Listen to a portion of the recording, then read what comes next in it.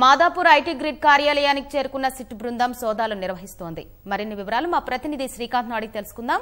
శ్రీకాంత్, చెప్పండి, దీనికి సంబంధించిన సమాచారం ఏంటి? ఇప్పటికే గత 2 రోజులుగా ఈ ఐటీ గ్రిడ్ సంబంధించి కేసును విచారిస్తున్న సిట్ బృందం ఇవాళ మాదాపూర్లోని అయ్యప్ప సొసైటీలో ఉన్న ఐటీ గ్రిడ్ కార్యాలయం చేరుకుంది. అయితే మార్చి 2వ తేదీనే ఈ కేసును నమోదు చేసి దర్యాప్తు చేసిన సైబరాబాద్ పోలీసులు ఇప్పటికే కార్యాలయాన్ని తమ ఆధీనంలో ఉంచుకొని అందులో ఉన్న హార్డ్ డిస్కులు, కొన్ని పత్రాలు కూడా మొత్తం స్వాధీనం చేసుకున్నారు. అయితే వాటిని విశ్లేషించిన తర్వాత ఏపీ ప్రజలు, తెలంగాణ ప్రజల సున్నితమైన వ్యక్తిగతమైన సమాచారం ఉందని నిర్ధారించుకున్న పోలీసులు ఆ తర్వాత సిట్కు కేసు బదిలీ కావడంతో ఆ సమాచారం మొత్తం కూడా సిట్కు బదిలీ చేశారు. అయితే ప్రస్తుతం సిట్ అధికారులు ఈ ఫిజికల్ గా అక్కడ ఉండి దర్యాప్తు చేయాలనే ఉద్దేశంతో అక్కడ కూడా చేరుకున్నారు. మాదాపూర్లోని ఐటీ గ్రిడ్ కార్యాలయాన్ని కూడా చేరుకున్నారు.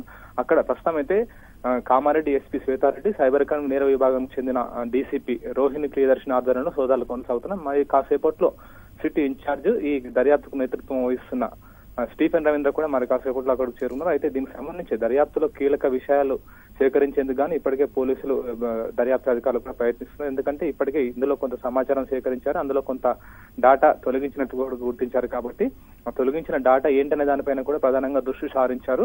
అయితే ఈ సేవామిత్ర అప్లికేషన్ కు వీళ్ళు ఏ విధంగా డాటా అందిస్తున్నారు, వీళ్ళతో వాళ్ళ ఇద్దరికి ఉన్న సమన్వయం ఏంటి, వాళ్ళ ఇద్దరి మధ్య ఉన్న అంగీకారం ఏంటనే దానిపైన కూడా పోలీసులు ప్రధానంగా దృష్టి కేంద్రీకరిస్తున్నారు.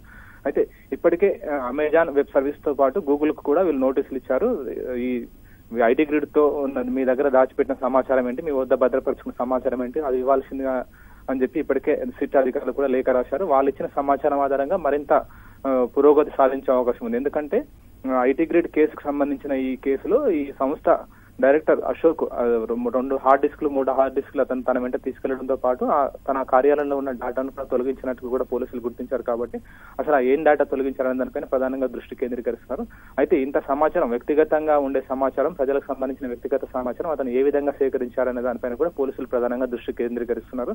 ఎందుకంటే పబ్లిక్ డొమైన్ లో ఉండే డేటా తీసుకునే అవకాశం ఉండొచ్చు, కానీ కొంచెం వ్యక్తిగత సమాచారం, ప్రజలకు సంబంధించిన కలర్ ఫోటోలు కానీ, లేదంటే అతని ప్రాంతము, కులము అని కొన్ని వ్యక్తిగత సమాచారం, ఉండకూడని సమాచారం ఉందని చెప్పి పోలీసులు ఆ విధంగా కేసు నమోదు చేశారు. చట్టానికి విరుద్ధంగా, నిబంధనలకు విరుద్ధంగా తను కొంత వ్యక్తిగత సమాచారం తన వద్ద ఉంచుకున్నాడు ప్రజలకు సంబంధించి. ఇది నిబంధనలకు విరుద్ధం కాబట్టి ఆ మేరకే కేసు నమోదు చేసి దర్యాప్తు చేస్తున్నామని చెప్పి కూడా పోలీసులు చెప్పారు. కాబట్టి ఆ వ్యక్తిగత సమాచారం ఎక్కడి నుంచి తీసుకున్నారని దానికి సంబంధించి పోలీసులు ప్రధానంగా దృష్టి కేంద్రీకరిస్తున్నారు. ఇప్పటికే బ్లూ ఫ్లాగ్ సంస్థతో ఐటీ గ్రిడ్ కు ఒప్పందం ఉన్నట్టుగా కూడా పోలీసులు గుర్తించారు. కాబట్టి 2 సంస్థల పైన కూడా వాళ్ళకున్న వ్యవహారాలు ఏమిటి, లావాదేవీలు ఏంటి, వీళ్ళకి ఏ విధంగా డేటా వచ్చిందనే దానిపైన కూడా పోలీసులు ప్రధానంగా దృష్టి కేంద్రీకరిస్తున్నారు. ప్రస్తుతం ఇప్పటికే ఐటీ గ్రిడ్ సంబంధించిన కేసులో కార్యాలయంలో సోదాలు నిర్వహించారు. ఇప్పుడు తిరిగి మరోసారి సోదాలు నిర్వహిస్తుండడం కూడా ప్రాధాన్యం సంతరించుకుంది. అందులో ఏమైనా డేటా విశ్లేషిస్తారా, ఏమైనా డేటాను తిరిగి రికవరీ చేస్తారా అనేది కూడా ఐటీ నిపుణుల భాగస్వామ్యంతో సోదాలు కొనసాగిస్తున్నారు, తనిఖీలు నిర్వహిస్తున్నారు. ధన్యవాదాలు శ్రీకాంత్.